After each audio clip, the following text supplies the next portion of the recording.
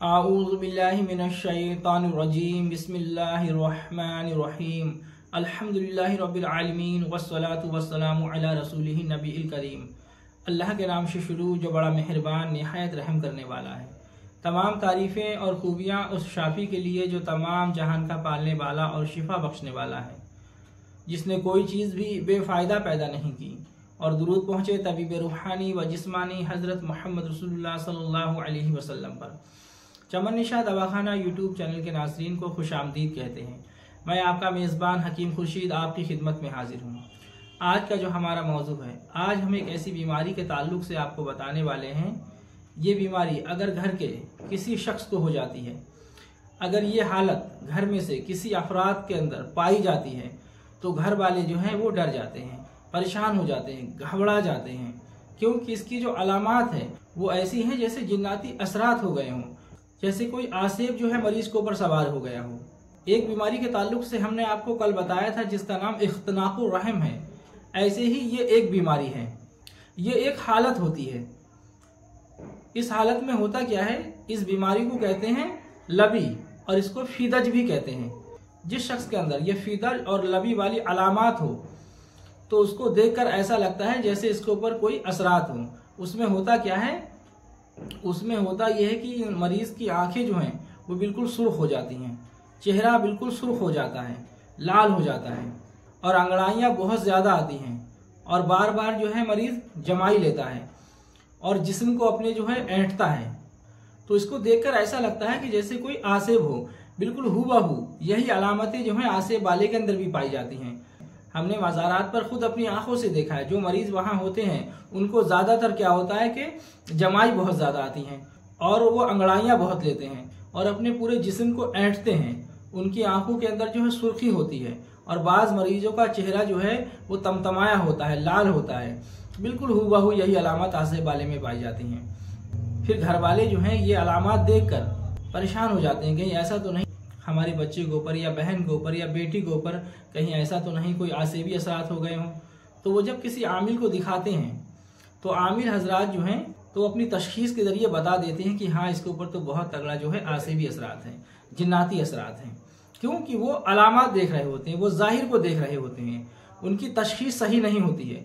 अगर उनकी तशखीस सही होती तो वो ये ना बताते कि इसके ऊपर जो है जिन्नात का असर है, क्योंकि ये असर जिन्नात का है ही नहीं, ये कोई आसेबी मामलात नहीं है। ये तो एक बीमारी की हालत है और ये हालत मरीज को पूरा दिन भी कायम रहती है और जो है कभी ख़त्म भी हो जाती है और फिर जो है दूसरे दिन फिर हालत हो जाती है। ये एक मरीज की हालत है, उस मरीज के अंदर सफराबी कैफियत बहुत ज़्यादा बढ़ जाती है जिसके अंदर ये अलामात पाई जाती हैं। लेकिन क्या है कि हमारा माहौल भी ऐसा हो गया है ना कि कोई आमिल ये कह दे कि हाँ तुम्हारे ऊपर आसेब है तो हम उसे आसेब तस्लीम कर लेते हैं। क्योंकि सबसे ज़्यादा हमारे अंदर जो अकायद है ना, हमारे घर का जो माहौल है वो ये हो गया है कि किसी को सर में दर्द हो या किसी को बुखार हो, किसी को कोई भी तकलीफ हो और वो ठीक ना हो जल्दी, तो हमारा जहन जो है फौरन या तो जादूगरी की तरफ जाएगा कि किसी ने जादू करा दिया है, या फिर जो है हम कहेंगे कोई आसिबी मामलात हो गए। अरे हाँ कल ये वहाँ पर गया था, रात के वक्त वहाँ से वापसी थी तो जो है कोई मामला जो है रास्ते में से ही लग गया। और हमारे जो पड़ोसी हैं वो जब देखते हैं तो जब पड़ोसी अयादत के लिए आते हैं तो वो भी हालत को देखकर और अलामात को देखकर ये कहने लगते हैं अरे हाँ भाई ये तो कोई चक्कर वाली बात है, ये तो कोई चक्कर वाली बात है, ये कोई बीमारी नहीं है। क्योंकि हम सुन्नियों का अकीदा जो है ना, हमारे दिमागों के अंदर बस यही चीज़ घुसी हुई है। एक जरा सी कोई परेशानी हो तो आसेब है, जरा सी कोई परेशानी हो तो साहब जादू करा दिया गया है। हमारा माहौल ही ऐसा बन चुका है।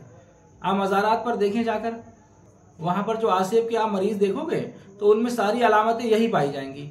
वो मरीज अंगड़ाइयाँ भी बहुत ज़्यादा लेगा और जो है जिस्म को अपने ऐंठता है, जमाई भी बहुत ज़्यादा आती हैं। मज़ारों पर भी यही है। आप ज़रा एक बात पर गौर करें, ये बताइए मुझे, जो आसेब हैं, जो जिन्नात हैं, क्या ये बिल्कुल ये देख कर आते हैं कि कौन सुन्नी है, कौन देवबंदी है, कौन हिंदू, कौन मुसलमान? क्या ये देख कर आते हैं? ऐसा तो नहीं है ना। आसिब तो किसी पे भी हाजिर हो सकता है।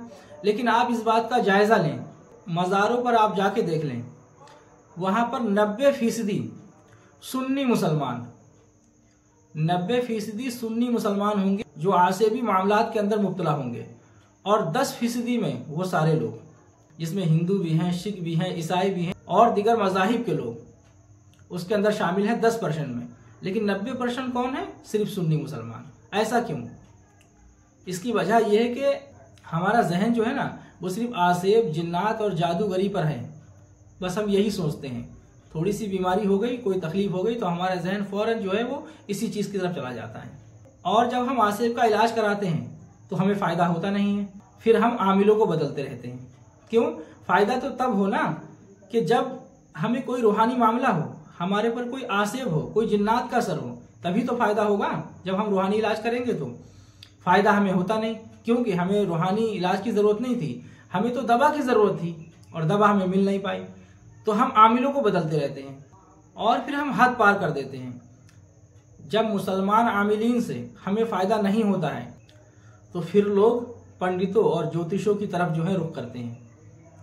वो वहाँ जाने से भी नहीं चूकते हैं। फिर कोई बता दे कि अरे वहाँ पर चले जाइए आप, एक पंडित जी हैं, बहुत अच्छा देखते हैं वो, हमारा बच्चा तो वहीं से ठीक हो गया था, बस वो वहाँ भी चले जाएंगे। उनको अपने ईमान की, अपने अकीदे की कोई परवाह नहीं है, वो वहाँ भी चले जाते हैं। अच्छा ये बताइए मेरे भाई, आप जब वहाँ पर गए, किसी पंडित के पास गए, किसी ज्योतिष के पास गए, तो वहाँ पर आप क्या अकीदा रख कर गए? यही ना कि हमें वहाँ से शिफा मिल जाएगी।